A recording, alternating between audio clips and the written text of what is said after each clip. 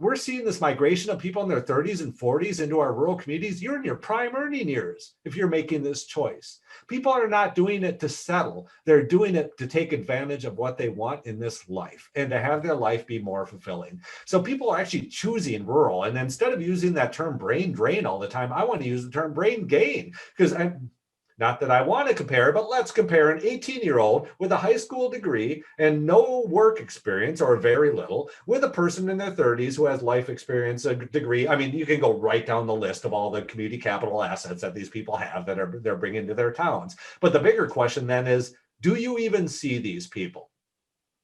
I hear all the time from newcomers saying, well, the only thing I heard was somebody came up to me and said, like, why would you ever move here?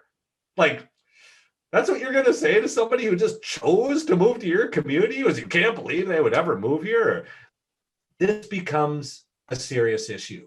The welcoming atmosphere for newcomers.